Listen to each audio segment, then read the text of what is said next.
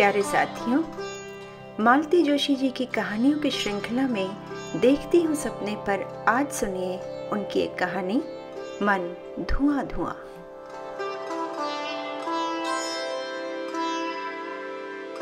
यूं तो पूरे रास्ते ही मन खराब हो रहा था, पर जब स्टेशन पर कोई नजर न आया तो डर घबराहट में बदल गया। पता नहीं क्या बात है, कौन बीमार है, कुछ तो होगा ही, तभी तो बड़े भैया ने तार देकर बुलाया है। नहीं तो पिछले 12 सालों में एक बार भी तो ऐसा नहीं हुआ। सच तो ये है कि बाबूजी की मृत्यु के बाद साग्रह कभी निमंत्रण आया ही नहीं। वे थे तो तीज त्योहार पर बुला भी लेते थे, पर अब तो ये है कि बड़े भैया के हल्के से इशारे का ही बहाना बनाकर खुद ही चली आती हूँ, ताकि ससुराल में नाक ऊंची रहे। घर अभी थोड़ी दूर ही था कि साइकिल पर स्कूल जाती हुई दीपा नजर आ गई। मैंने फौरन टैक्सी रुकवाई और उतर पड़ी।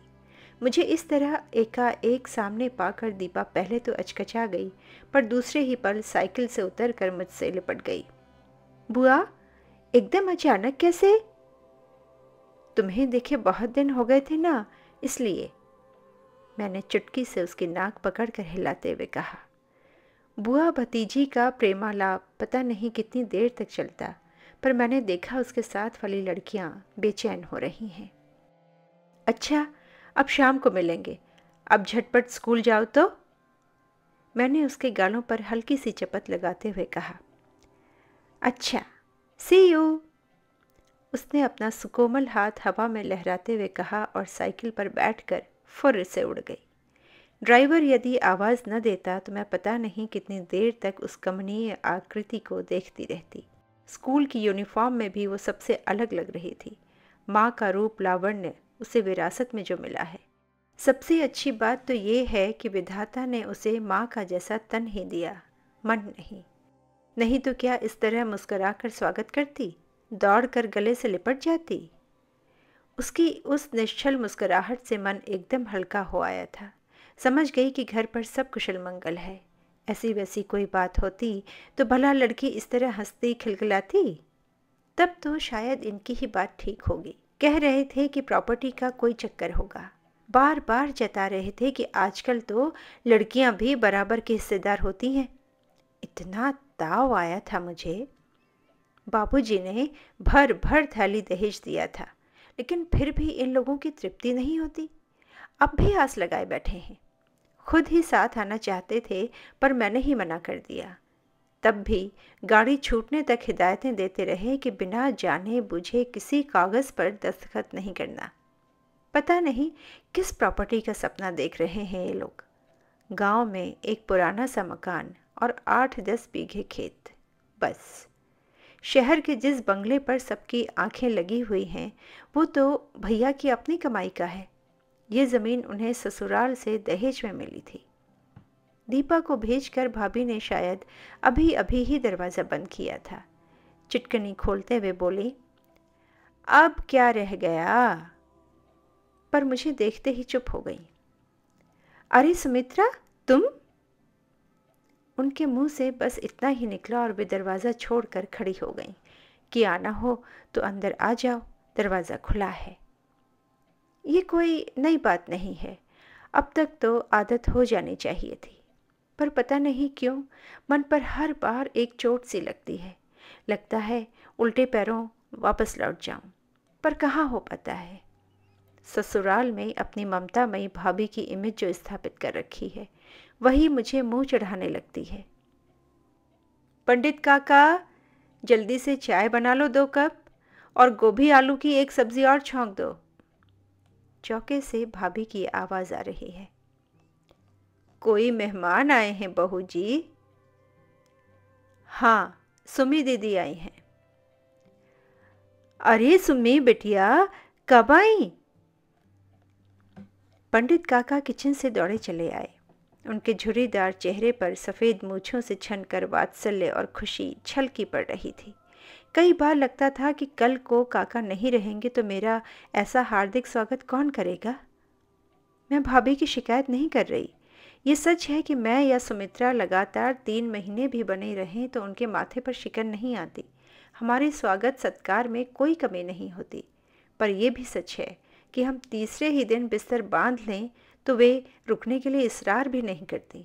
हम लोग अगर 3-3 साल बाद आएं तो उलाहना सिर्फ गोविंद ही देती है, भले ही उसके मूल में वे साड़ियाँ हों जो उसे हमसे इनाम में मिलती हैं। सुमी, आओ चाय पी लो। भाभी ने मेज पर चाय और नाश्ता लगाते हुए कहा। खाने से पहले नहाओगी ना? गोविंदी को गीज़र ऑन करने के लिए कह दूं, या अभी गर्म पानी शुरू नहीं किया?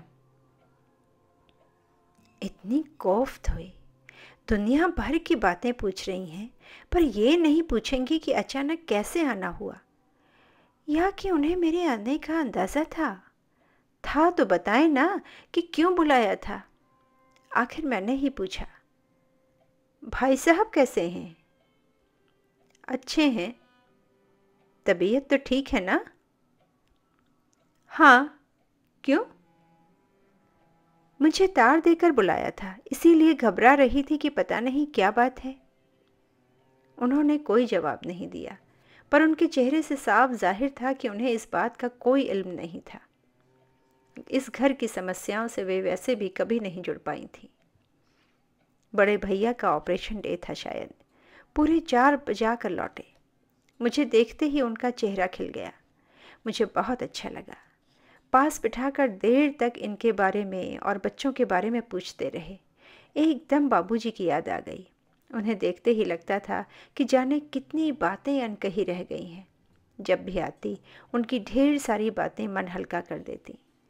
भाभी ने खाना लगने की सूचना दी तो उठना ही पड़ा। मेज पर 3 थालियां देखकर भैया ने मीठी झिड़की दी। अरे ये क्या, इतनी देर तक भूखी बैठी रही? हम लोगों का कोई ठिकाना है? भूख नहीं थी बड़े भैया, भाभी ने इतना ठूस ठूस कर नाश्ता करवा दिया था। भैया ने कृतज्ञ भाव से भाभी को देखा, पर वे सब्जी परोसने में व्यस्त थीं। सुनील नहीं लौटा अभी तक? कितने बजे तक आ जाता है? मैंने पूछा। उनका आजकल कोई टाइम टेबल नहीं है। श्रीमान जी सवेरे घर से निकल जाते हैं और रात गए ही घर लौटते हैं। क्यों? यही बताने के लिए तो तुम्हें बुलाया है। मैं असमंजस में उनका मुंह देखती रह गई, तो बोले, खाना खा लो, बाद में बात करेंगे। पर इसके बाद खाना खा पाना क्या संभव था? बस साथ देने के लिए बैठी रही। खाने के बाद लॉन में बैठी मैं भैया के बुलावे की प्रतीक्षा करती रही। उन्होंने बुलाया नहीं, बल्कि खुद ही पास आकर बैठ गए। अपना प्रिय सिगार सुलगाते हुए उन्होंने बिना किसी भूमिका के कहना शुरू किया। सुमी, मैंने तुम्हें इसलिए बुला भेजा है कि तुम सुनील को समझा सको। घर भर में वो सिर्फ तुम्हारी ही बात मानता है। पर उसने ऐसा किया क्या है? किया नहीं, करने जा रहा है। क्या? शादी। शादी? किससे? वही तो परेशानी का वायस है। वो डॉक्टर कुमार की लड़की से शादी कर रहा है। डॉक्टर कुमार की लड़की? मतलब शामली से? हाँ, एक ही तो लड़की है उनकी, और उसका किस्सा भी शायद तुम जानती हो। किस्सा सब जानते थे। डॉक्टर कुमार के विद्यार्थी जीवन के प्रणय व्यापार की फलश्रुति थी शामली। वार्डन की विधवा पुत्र वधू के प्रति सहानुभूति कब प्रेम में बदल गई उन्हें पता नहीं चला, और जब पता चला तब बहुत देर हो चुकी थी। शामली की माँ का भी वही हश्र हुआ जो भारतीय समाज में ऐसी अभागनों का होता है। पर अंतर ध्यान होने से पूर्व वो कुमार साहब की लड़की का अता पता दे गई थी। वे अनाथालय में उससे संपर्क बनाए रहे। संयोग कुछ ऐसा हुआ कि शादी के 10 साल बाद तक उनके यहाँ कोई संतान नहीं हुई। डॉक्टर, वैद्य, हकीम सभी के यहाँ से उन्हें निराश लौटना पड़ा। हताशा के उन क्षणों में उन्होंने पत्नी के सामने अपना गुरु गंभीर अपराध स्वीकार कर लिया। फिर उसी उदार मना नारी की सहमति से डॉक्टर कुमार उस अबोध बालिका को घर ले आए थे। सांवली दुबली सी उस हंसमुख लड़की ने आते ही उस घर को रौनक से भर दिया था। सुनील फर्स्ट ईयर से ही उनका प्रिय विद्यार्थी था। अपना शोध प्रबंध भी उसने उन्हीं के निर्देशन में लिखा था और अब तो उन्हीं के विभाग में काम कर रहा था। घर आना जाना बना ही रहता था। सुमी, क्या सोच रही है? भैया, इस संभावना पर हमारा ध्यान पहले क्यों नहीं गया? संभावना थी नहीं सुमी, बनाई गई थी। कुमार साहब ने जानबूझकर दोनों को खूब स्वतंत्रता दे रखी थी ताकि उनका बोझ आसानी से हल्का हो सके। भैया की बातें सुनने में ज़्यादा अच्छी नहीं लगी, पर वो सच से ज़्यादा दूर भी नहीं थी शायद। सारी शाम मेरे कानों में बड़े भैया के शब्द गूंजते रहे। मन बेतरह उलझ गया था। आप सुन रहे हैं मालती जोशी जी की कहानी मन धुआं धुआं। सुनील पता नहीं कितने बजे लौटा। सफ़र की थकान से मैं तो निढाल हो गई थी। उसने मुझे नींद से जगाया, मेरे पाँव छुए और फिर मेरी गोद में सिर रखकर लेट गया। इतना बड़ा हो गया है, फिर भी उसके दुलार का चाव अभी नहीं भरा। माँ तो 4-5 साल का छोड़कर चल बसी थी। माँ की ममता का अभाव बहनों के लाड़ प्यार ने ही पूरा किया था। कहाँ रह गया था रे? पूरा दिन हो गया तेरी राह देखते हुए, मैंने उसके बालों में उंगलियां पिरोते हुए कहा। ज़रा काम में उलझ गया था, अभी अभी तो लौटा हूँ। खाना खाते हुए काका ने बताया कि तुम आई हो, बस थाली छोड़कर भाग आया। बड़ी मेहरबानी। अब आप सुनाइए, ये अचानक मेहरबान कैसे हो गई? जीजा जी महाराज इतने दयालु कैसे हो गए? आपके कारण। मेरे कारण? हाँ, आपको समझाने के लिए मेरी बुलाहट हुई है। अच्छा, तो फिर शुरू हो जाइए। कहाँ से शुरू करूं, यही तो सोच रही हूँ। वो एकदम उठ बैठा, कमरे में रखी आराम कुर्सी में धंस गया और गंभीर स्वर में बोला, दीदी, तुम भी सोचती हो कि मैं कुछ गलत कर रहा हूँ? गलत तो मैं नहीं कहूँगी, पर मन एकदम राजी नहीं हो रहा। क्यों नहीं हो रहा? आखिर उस लड़की में क्या खराबी है? उसके जन्म की कथा तो जानते हो ना? अपने जन्म पर तो किसी का अधिकार नहीं होता। क्या उसे परखने का यही एक मापदंड होगा? अपना समाज अभी। मैं समाज की परवाह नहीं करता, उसने तमक कर कहा। बड़े भैया भी इस रिश्ते के पक्ष में नहीं है। बड़े भैया तो दीदी एकदम बाबूजी बने जा रहे हैं। 2 बार विलायत हो आने से कोई आधुनिक नहीं हो जाता। मन पर जमी रूढ़ियों की काई बड़ी मुश्किल से छूटती है। सुनील, तुम बड़े भैया के साथ ऐसा कहकर बहुत अन्याय कर रहे हो। अन्याय तो वे मेरे साथ कर रहे हैं, बल्कि बरसों पहले जो अन्याय उनके साथ हुआ था उसका बदला वो मुझसे ले रहे हैं। But I want surrender, I will fight it out. Sunil गुस्से में उफनता हुआ बाहर चला गया। उसकी बात ने पता नहीं कितनी पुरानी यादों को झकझोर दिया। सिंथिया का उस भावपूर्ण चेहरा आंखों में घूम गया। सुनील का तमतमाया चेहरा देखकर भैया का तब का विद्रोही चेहरा याद आ गया। उफ, उन 2 महीनों में घर में कितना तनाव भर गया था। कैसी महाभारत सी मची रहती थी घर में। भैया तो बात करते ही काटने को दौड़ पड़ते थे। बाबूजी के सामने पड़ते ही डर लगता था। हम सब लोग दिन भर सहमे सहमे किसी विस्फोट की प्रतीक्षा करते रहते। जिज्जी की सगाई उन दिनों बस हुई ही थी। बड़ी मुश्किलों से बाबूजी अपनी मर्जी का उच्च कुलीन वर खोज पाए थे। हम लोग शादी की तैयारियों में व्यस्त थे कि सिंथिया किसी दुस्वप्न की तरह हम सबको चौंका गई थी। कोई कच्चे दिल वाला व्यक्ति होता तो अपने होशो हवास खो बैठता, पर बाबूजी ने निर्णय लेने में ज़रा भी देर नहीं की। 28 साल की नौकरी का इस्तीफ़ा लिखकर वे हम सबको लेकर शहर आ गए और भैया को एक तरह से उन्होंने नज़रबंद कर लिया। आजकल की जैसी महंगाई तब न थी, पर फिर भी शहर शहर था। यहाँ हर चीज़ के लिए कदम कदम पर पैसा फेंकना पड़ता था। पर बापूजी ने दिल पर पत्थर रखकर आमों का बगीचा और कुएं वाले 2 खेत बेच डाले। इस आकस्मिक खर्च के कारण जिज्जी की शादी पर वे मन भर कर खर्च न कर सके, जिसका उलाहना वे आज तक देती हैं। बाबूजी का त्याग व्यर्थ नहीं गया। घर में उठा तूफान एक दिन अपने आप शांत हो गया। साल बीतते न बीतते घर में फिर शहनाई बज उठी। डॉक्टर भैया के लिए राय प्रसाद हरि प्रसाद की इकलौती बेटी, शहर के बीचों बीच ये मकान और विलायत जाने का खर्च, सब दलिदर धुल गए। उसी शान और शौकत की बदौलत सुचित्रा को और मुझे इतना अच्छा घर वर मिल सका। सुनील और अनिल निश्चिंत होकर पढ़ सके। दुख होता है तो बस जिज्जी के लिए। चूंकि उनका विवाह इस स्वर्ण युग से पहले हुआ था, इसलिए बहुत संपन्न परिवार में नहीं हो सका था। वैसे अपनी समझ से बाबूजी ने अच्छा ही घर देखा था। उस समय उनकी हैसियत ही क्या थी। गांव के मिडिल स्कूल के हेडमास्टर को तब मिलता ही क्या था। वो तो पुरखों का बनाया मकान और थोड़े से खेत थे, इसलिए इज्जत से गुजर हो जाती थी बस। अम्मा की मृत्यु के बाद हम भाई बहनों को बाबूजी ने बड़े जतन से पाला था। कभी किसी अभाव का एहसास तक न होने दिया। उनका बस एक ही सपना था, लड़कों को अच्छी से अच्छी शिक्षा देना, लड़कियों के लिए कुलीन वर खोजना। इन सपनों पर जब आँच आती दिखाई दी तो उन्होंने आकाश पाताल एक कर दिया और आखिर बाजी जीत ही ली। बाबूजी जब तक जीवित रहे, मन उनके प्रति एक आक्रोश से भरा रहा। बड़े भैया हम दोनों बहनों के सामने आत्मस्वीकृति व्यक्त कर रहे थे।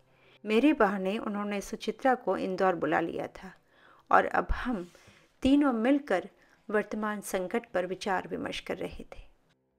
बाबूजी के जीते जी मैंने उन्हें कभी माफ़ नहीं किया, पर आज जब उनके स्थान पर खड़ा हूँ तब पता चलता है कि उनका डर, उनका सोचना कितना सही था। लड़की का बाप होना अपने आप में एक मुसीबत ही है। फिर जब परिवार में ऐसी वैसी घटना हो जाती है तो ये समस्या और भी जटिल बन जाती है। लड़की का बाप? सुचित्रा ने चौंक कर पूछा। क्यों, लड़की का बाप नहीं हूं मैं? तुम विश्वास नहीं करोगी सुचि, जब से सुनील ने ये बम फेंका है मैं लगातार दीपू के बारे में सोच रहा हूँ। आज से 4-5 साल बाद जब मैं उसके लिए वर खोजने निकलूँगा, तब क्या ये शादी मेरे रास्ते का कांटा नहीं बन जाएगी? तब तक तो बात पुरानी पड़ जाएगी, मैंने कहा। लोग भूल भी जाएंगे। नहीं भूलते सुमी, न तो लोग ऐसी बातें भूलते हैं न वे पुरानी पड़ती हैं। वे हर बार उतनी ही ताज़ा होकर सामने आती हैं। अब शामली की बात ही ले लो, 20-22 साल पुरानी बात है, फिर भी उसे लेकर हम लोग परेशान हैं कि नहीं? लेकिन परेशानी का कारण मेरी समझ में नहीं आता, सुचित्रा बोली। डॉक्टर कुमार की बेटी है वो और आज विज्ञान की दुनिया में उनका एक नाम है। लेकिन उसकी माँ को भी तो भुलाया नहीं जा सकता। शामली का जन्म जिन परिस्थितियों में हुआ उन्हें भी नज़रअंदाज नहीं किया जा सकता। और सबसे बड़ी बात तो ये है कि अपने जीवन के पहले 10-12 साल उसने अनाथ आश्रम में बिताए थे। किस किस बात को अनदेखा करेंगे हम? हमसे कोई उत्तर देते नहीं बना। अच्छा, दीपा की बात रहने दो, उसके विवाह में अभी देर है, पर इस शादी के बाद क्या तुम भी ससुराल में सिर उठाकर चल सकोगी? भैया ने जैसे ठीक नब्ज पर हाथ रख दिया था। सच तो है, ससुराल में जो नाक इतनी ऊंची है वो किस बलबूते पर। बाबूजी की हेडमास्टरी का तो वहाँ कभी जिक्र ही नहीं उठता था। बस भैया की कीर्ति, भैया का वैभव, भैया के बच्चे, भैया की ससुराल, इन्हीं की चर्चा चलती रहती है। अनिल कनाडा जाकर ऐसा गुम हो गया है कि कभी राखी की पहुंच भी नहीं देता, पर हमारे गौरव ग्रंथ में उसका नाम भी दर्ज है। हाँ, जिज्जी और उनका गवई फटीचर ससुराल के कारण कभी कभी उपहास झेलना पड़ता है। सुनील ने अगर ये शादी कर ली तो वो किरकिरी होगी कि बस। हमें यूं स्तब्ध कर देने के बाद भैया ने गंभीर स्वर में कहा, मैंने इस घर के लिए क्या क्या किया है ये मेरे कहने की बात नहीं है, पर यह ज़रूर कहूँगा कि इन दोनों भाइयों ने मुझे हमेशा निराशा ही दी है। सोचा था दोनों डॉक्टर बनकर मेरी सहायता करेंगे, पर अनिल अपनी ज़िद पर अड़ा रहा और इंजीनियर बन गया। मैं उससे भी खुश था। तुम दोनों की शादी में मैंने 1-1 लाख रुपए लगाया है, पर अनिल जब अपने आदर्शों की दुहाई देकर एक साधारण घर की लड़की ब्याह लाया तब भी मैं चुप रहा।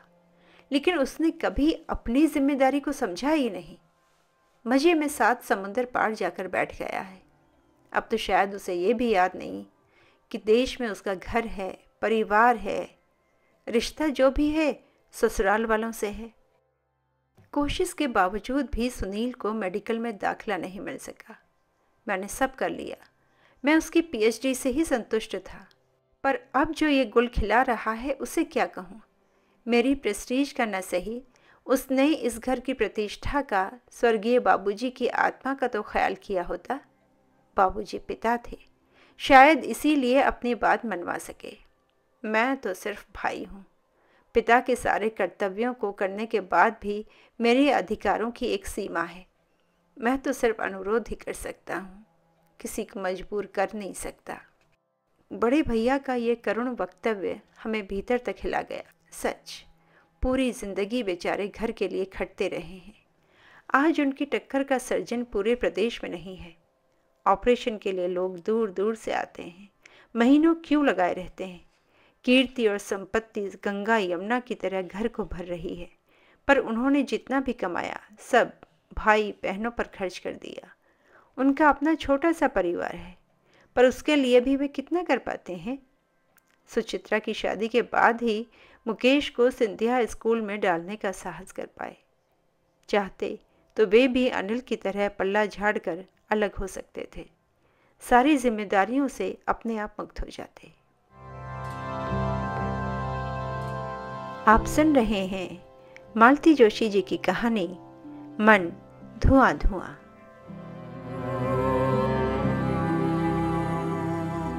तीन दिन की धुआंधार बहस के बाद सुनील ने हथियार डाल दिए। घर की सुख शांति के लिए, परिवार की प्रतिष्ठा के लिए उसने अपने प्यार की बलि देना स्वीकार कर लिया। बड़े ही शहीदाना भाव से उसने अपने निर्णय की सूचना दी। साथ ही ये भी स्वीकार किया कि शामली के पास जाकर ये सब कहने का साहस उसमें नहीं है। आखिर ये अनचाहा काम भी मुझे ही करना पड़ा है, लेकिन मानना होगा कि उस दिलेर लड़की ने मेरा काम बहुत आसान कर दिया। वो सीधे मुझे अपने कमरे में ले गई। हम लोग कुछ देर इधर उधर की बातें करते रहे, पर उसने मेरा असमंजस ताड़ लिया और एकदम पूछ बैठी, आप कुछ कहने आई हैं ना दीदी? शामली, दरअसल बात यह है कि आप निसंकोच होकर कहिए दीदी, मुझे मालूम है आप क्या कहने आई हैं, इसीलिए आपको माँ के पास नहीं ले गई। वो इन दिनों बीमार चल रही हैं, आपकी बात शायद सहन न कर पाए। तब तो तुम जानती ही हो। फिर हाँ दीदी, मैं जानती हूँ। मैं जानती थी कि मुझे सपने देखने का कोई अधिकार नहीं है, फिर भी मैंने ये अनाधिकार चेष्टा कर डाली थी। अब मुझे सत्य का साक्षात्कार करने दीजिए। कह डालिए अपनी बात, मैं भी तो जानूं सच सुनने में कैसा लगता है। उसने बहुत दृढ़ता से अपनी बात कहनी चाहिए थी, पर अपनी आवाज़ की लरज को वो छिपा नहीं सकी। तुम बहुत समझदार हो शामली, मैंने उसकी पीठ पर हाथ फेरते हुए कहा। तुम्हारी बहादुरी की दाद देने को जी चाहता है। बस एक प्रार्थना है, सुनील को गलत न समझना। उसने बड़े भैया की खुशी के लिए अपने मन पर पत्थर रख लिया है, और तुम्हें मालूम है बड़े भैया उसके लिए, हम सभी के लिए पिता के समान है। उन्होंने हम लोगों के लिए इतना कुछ किया है कि उनकी इच्छा का मान करना ही पड़ता है। मुझे मालूम है दीदी, मैं उनकी विवशता को समझती हूँ, लेकिन आपको कष्ट न देकर यदि वे स्वयं चले आते तो शायद ये आघात सहना मेरे लिए आसान हो जाता। क्या जवाब देती मैं? चुपचाप उठकर चली आई। दरवाजे पर डॉक्टर साहब से भेंट हो गई। मुझे देखते ही गदगद हो गए। कुछ देर और बैठने का बार बार आग्रह करते रहे, पर अधिक देर तक उनका सामना करना मेरे लिए असहनीय था। सुनील के फैसले से घर में जैसे एक खुशी की लहर दौड़ गई। भैया तो मानो तैयार ही बैठे थे। बोले, सुमी, मैं सोचता हूँ तुम दोनों यहाँ हो तो ये कुछ नए प्रपोजल देख लो। मेरे पास जाने कब से इकट्ठा हो गए हैं। मुझे एकदम सुनील की बात याद आ गई। ठीक ही कह रहा था वो। भैया एकदम बाबूजी बनते जा रहे हैं, ज़रा भी समय गंवाना नहीं चाहते, जैसे उन्हें सुनील के मन का एतबार न हो। भैया के पास जो प्रस्ताव थे उन्हें देखकर तो आंखें चौंधिया गई। बस लगा जैसे भाग्य लक्ष्मी दरवाजे पर दस्तक दे रही है, बस नंबर खुलने भर की देर है। पर नंबर का चुनाव ही पसोपेश में डाले दे रहा था। एक से एक उम्दा रिश्ते, किसे लें किसे छोड़ दें समझ में नहीं आ रहा था। फिर हम लोगों का चर्चा सत्र शुरू हो गया। उठते बैठते बस यही बातें। अब खाने की मेज पर पहले जैसी मनहूसियत नहीं रहती। दीपा भी अपने होने वाली चाची की सिलेक्शन कमेटी की सक्रिय सदस्य थी। और तो और पंडित काका भी फुलकों के साथ बिना मांगे अपनी राय दे जाते। हाँ, भाभी इस बहस में भाग नहीं लेती थी, पर यह कोई नई बात नहीं थी। वो हमेशा ही हम सबके बीच होकर भी नहीं होती थी। उनकी इस उदासीनता के हम आदी हो गए थे। एक और भी प्राणी था जो चुप रहता था, सुनील। वो चुपचाप एक कोने में बैठा शहीदाना भाव से हमारी बातें सुनता रहा, पर उसकी चुप्पी की हमें परवाह नहीं थी। काफ़ी छानबीन के बाद एक प्रस्ताव पर बात आकर रुक गई। लड़की सुंदर थी, एमए पास थी, पिता एमएलए थे और भाई पीडब्ल्यूडी में इंजीनियर। 2 बहनें अपने डॉक्टर पतियों के साथ अमेरिका में बस गई थीं। यानी कि प्रस्ताव एकदम फिट था, कहीं से मीन मेख निकालने की गुंजाइश नहीं थी। सवाल तो ये है कि लड़की क्या वाकई इतनी सुंदर है? कई बार फोटो से बहुत धोखा हो जाता है, तो फोटो को ही अंतिम सत्य थोड़े ही मान लेंगे। लड़की देखी भी तो जा सकती है, मैंने कहा। वे लोग तो बेचारे बार बार निमंत्रण दे गए हैं। तुम लोग सुनील को लेकर चली जाओ और देखाओ। 5 घंटे का तो सफ़र है। मैं कहीं नहीं जाऊंगा, सुनील को राया। क्यों, लड़की देखने नहीं जाओगे? नहीं, आप देखाइए। हमारे देखने से क्या होता है? आखिरी पसंद तो मेरी कोई पसंद नहीं है। और हम कोई कानी कुबड़ी लंगड़ी लूली ले आए तो? सुचित्रा ने ठहाका मारा। क्या फर्क पड़ता है? जब शादी ही आप लोगों की खुशी के लिए हो रही है तो लड़की भी आपकी ही पसंद की आने दीजिए।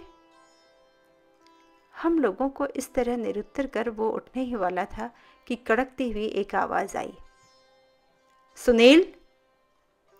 हम सब चौंक पड़े। क्या ये सचमुच भाभी की आवाज थी? उन्होंने नौकरों को तो दूर, कभी बच्चों को भी इस आवाज में नहीं बुलाया था। सुनील तो एकदम सकपका गया। सुनील, जरा बैठो। वो आदेश का पालन करता हुआ चुपचाप बैठ गया। सुनील जी, लड़की देखने तो तुम नहीं जाओगे, पर शादी के बारे में तुम्हारा क्या विचार है? जी, मैं समझा नहीं। शादी करने तुम खुद जाओगे या पुराने राजपूत राजाओं की तरह अपनी कटार और पगड़ी भेजोगे? एक बार फिर हम सब ठगे से बुत बने भाभी को देख रहे थे। एक बात याद रखो सुनील, कि जहां कहीं भी हो, शादी तुम्हारी होगी। सेहरा बांधकर लड़की के दरवाजे तुम जाओगे।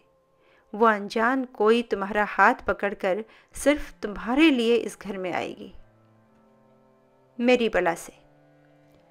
इस तरह की सूफियानी बातें करके तुम अपनी जिम्मेदारी से बच नहीं सकते। मेरी कोई जिम्मेदारी नहीं है। सुनील भी अब तैश में आ गया था। आप जानती हैं, सब जानते हैं कि ये शादी मुझ पर थोपी जा रही है। मैं चाहता हूं कि इस सच्चाई को आप लोग भी जान लें। जितनी जल्दी जान लें अच्छा है। और लोग भी जान जाएंगे। मुझे विश्वास है तुम पहली भेंट में ही उसे जता दोगे कि ये शादी तुमने अपनी मर्जी से नहीं की है। परिवार की सुख शांति के लिए तुमने ये त्याग किया है। लेकिन सुनील, इसमें तो कोई तुक नहीं है कि बाजे गाजे के साथ तुम एक लड़की को ब्याह कर लाओ और फिर शहीदाना भाव से उसके सामने अपनी मजबूरियों का बखान करो। एक मासूम लड़की को तो तुमने आंसुओं के सैलाब में डूबने के लिए छोड़ ही दिया है। अब तुम्हें कोई हक नहीं है कि दूसरी के कुंवारे सपनों में आग लगाकर उसे जिंदगी भर सुलगते रहने के लिए छोड़ दो। हैव अ हार्ट सुनील, या तो सीना तान कर घोड़ी पर चढ़ो या दिलेरी से मना कर दो। और भाभी पता नहीं कब उठकर चल दी। हम लोग स्तब्ध बने बैठे रहे।